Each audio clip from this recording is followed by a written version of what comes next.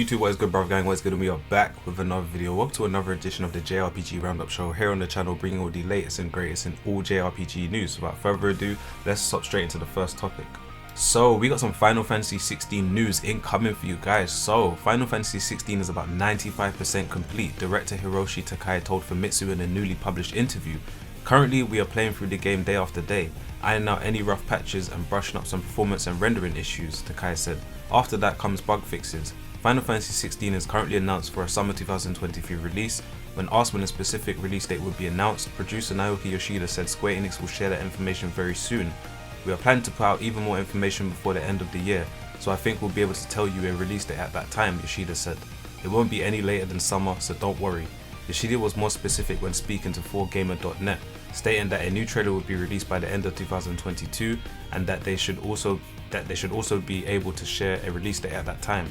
Back to Famitsu, Yoshida continued, since I've grown so accustomed to the development environment of online games over these past few years, I was a little surprised at how quickly we had to go gold. If you consider the production of physical discs, shipping them worldwide, all of that takes several months of physical time after going gold. So when we say development is 95% complete, some might say, well then release it immediately.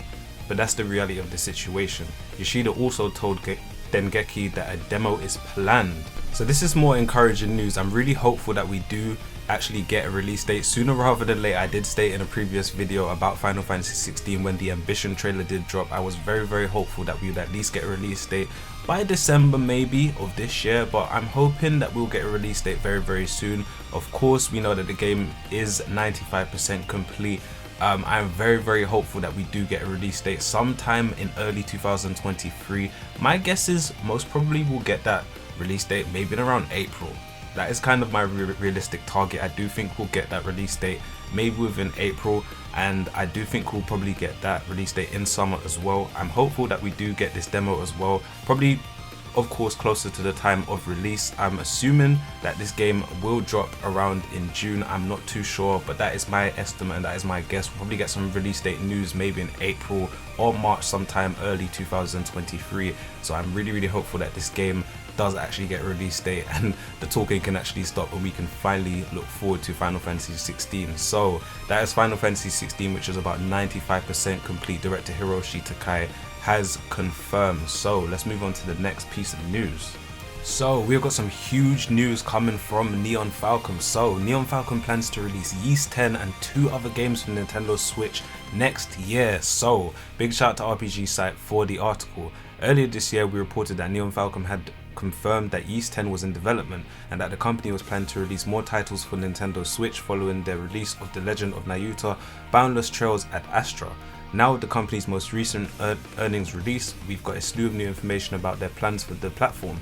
First, Ys 10 has now been confirmed for PlayStation 4, PlayStation 5 and Nintendo Switch. It's planned to release next year in Japan and will presumably be the company's major release for the year. Still, in addition to that, the company has stated that they plan to release 3 Nintendo Switch titles developed by Falcom themselves within the year. While the other titles besides Ys 10 have yet to be confirmed at this time, Falcom did state earlier this year that they wanted to port The Legend of Heroes Kurono Kiseki to the platform if it was at all possible, and if the company is planned to pursue Switch more seriously, then porting both Kurono Kiseki and Kurono Kiseki 2 Crimson Sin would probably fit the bill nicely. Other noteworthy announcements from the release include the company's desire to further strengthen their IPs in The Legend of Heroes and Ys, while still striving for fresh and challenging new titles for the future. Though it should be noted that they stress that these 2 series are still a part of that aspiration, no new IPs or revivals were explicitly confirmed or teased with tonight's announcements. Ys 10 will release on Nintendo Switch, PlayStation 4 and PlayStation 5 in Japan next year, most likely at the end of September. Presumably a localization for the title will come after the game's Japanese release, though we'll have to wait and see exactly when such an announcement might arrive.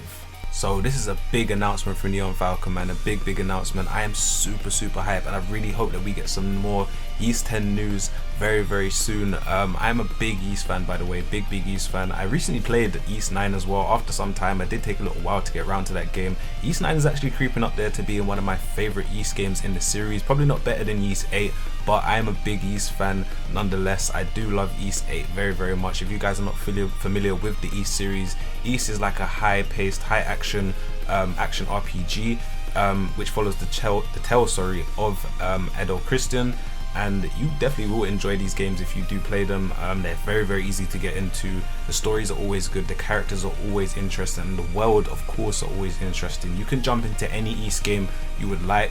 East 8, I want to say, is probably the most accessible, so you can probably play it on most systems, to be honest. I know that they recently released it on the Nintendo Switch as well, and this also does show the power of the Nintendo Switch in Japan, and of course over here in the West as well, with the amount of sales that they've been making recently. And of course, for me personally, I believe that the Yeast games are just perfect for the system as well. So I'm really hoping that we do get some East 10 news very, very soon as well. This is coming sooner this is actually coming earlier, sorry, than I actually predicted. So of course we know that will be releasing in Japan next year, and of course Neon Falcon are really, really good with doing localizations as well, so I don't think we'll have to wait too long to get this game over in the West. So that is Neon Falcon. They are planning to release East 10 and 2 other games to Nintendo Switch next year. So let's move on to the next piece of news. So classics inspired Chain Echoes launches on December 8th for consoles and PC. Deck 13 Spotlight has announced that Chain Echoes will launch on December 8th for PlayStation 5, PlayStation 4, Xbox Series X and S, Xbox One, Nintendo Switch and PC via Steam. Chain Echoes was originally a crowd-funded RPG by developer Matthias Linder and ran its Kickstarter campaign back in early 2019. Publisher Deck 13 picked up the project in 2020 and has been working with Matthias Linder to develop and release the 16-bit style fantasy RPG with mechs. Chain Echoes, the long-awaited pixel-perfect JRPG developed by Matthias Linder and published by Deck 13 Spotlight, has finally received a release date, perfectly blended fantasy with mechs and airships. The story-driven epic will arrive on December 8th. The game will also be available through Xbox Game Pass for PC, consoles and the cloud on day one. After 7 years of development, solo developer Matthias Linder's magnum opus Chained Echoes is a traditional, all-encompassing JRPG inspired by the classics of the SNES and PSX era. Gamers from all around the world will be able to explore an outstanding JRPG fantasy full of exciting challenges and appeal. The game's new trailer reveals more gameplay, showing off the combat system, some mecha fights, and stunning pixel visuals Matthias has created. Players will find themselves on the continent of Valandis, finally at peace after centuries of war. But peace is fragile. Conflicts lasting for centuries just won't disappear, and a new war could break loose at any time. Can a group of strangers restore the peace? Chain Echoes is packed full of magic, mechs, swords, boss fights, turn-based combat, a complex story, and roughly 40 hours of content. The game's overdrive combat system ensures fights are fast-paced while still offering massive tactical depth. Creatively tune the skill set of your party and slay even the most vicious foes like a whirlwind. In Chain Echoes, medieval fantasy meets modern steampunk, so get ready for both sword duels and mech fights. An incredible, carefully crafted world awaits, filled with otherworldly creatures and multiple nations of human and humanoid races, all brimming with individual lore and culture to dig into. In the wild, Valandis' varied environments are a true paradise for adventurers, each with their own unique look and special challenges, menacing bosses and exciting secrets. Chained Echoes will also receive a physical release in summer 2023 and is now available for pre-order. Exclusively distributed by First Press Games, it will receive premium physical editions for Nintendo Switch, PlayStation 4 and PC DVD, with different variants in terms of included goodies and merch. eSound Signal's original soundtrack as a 2 CD release is also on offer separately, so I will be leaving down below in the description a link to the physical edition for this game. Me personally, I will be picking it up for the Nintendo Switch, but I will be leaving it down below in the description. So Chain Echoes is a game that I've really been looking forward to ever since the Kickstarter was announced back in 2019. The game just looks so good, man. I'm really a big fan of the old school classic 16-bit style fantasy RPGs. I'm really a big fan of them. The one that I recently played as well, which is really good, and I recommend you guys play as well. Big shout out to Andrew Willman as well, who is the developer and the publisher of this game. I believe he's done this all on his own as well. It's called Crystal Project, an amazing RPG, amazing JRPG. If you guys have not checked it out, definitely check it out. I will be leaving it on screen as well. I believe it's only available in the Steam store at the moment. I believe it's only about 11 bucks. I want to say it's $10.99 over here in the UK, but it's definitely worth picking up. But Chain Echoes looks amazing, man. Beautiful art style, beautiful art style. From the screenshots that I am seeing as well, I will be leaving on screen as well for you guys to check out. The screenshots look amazing for this game. I cannot wait for this game to come out. I think I will be waiting personally for the physical editions for the game to come out in 2023. I do actually want to get onto the pre-order list as well to pick this up, but I know that it will be releasing on PC as well as a day one, I believe, so I definitely do want to pick this up.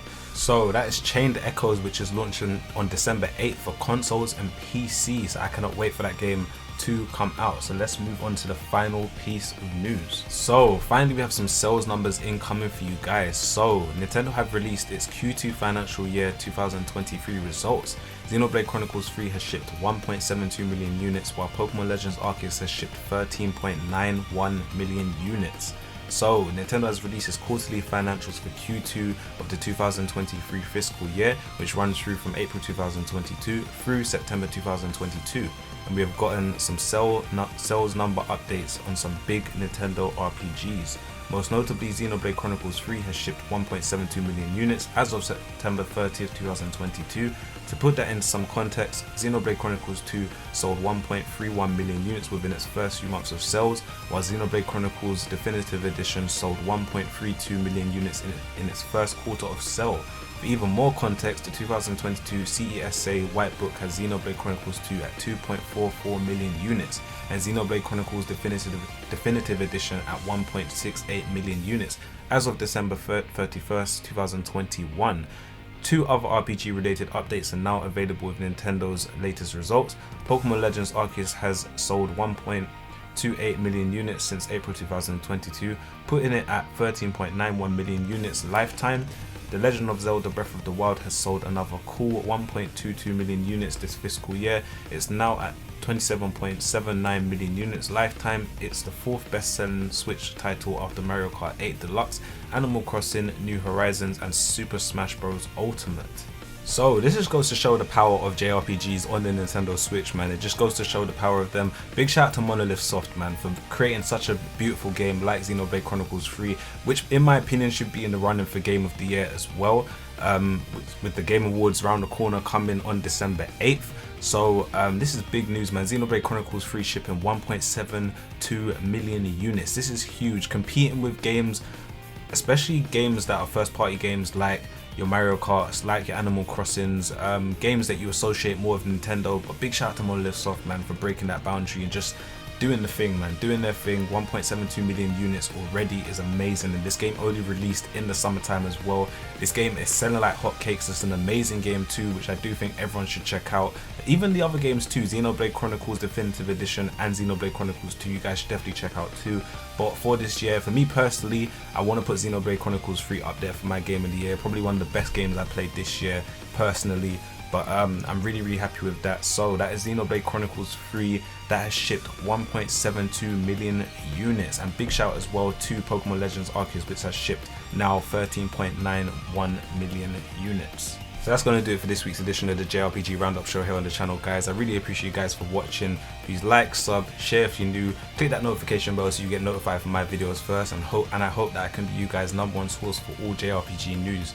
So from me to you, this has been your bruv, the big bruv, and I might catch you guys on the next video. I'm out. Peace.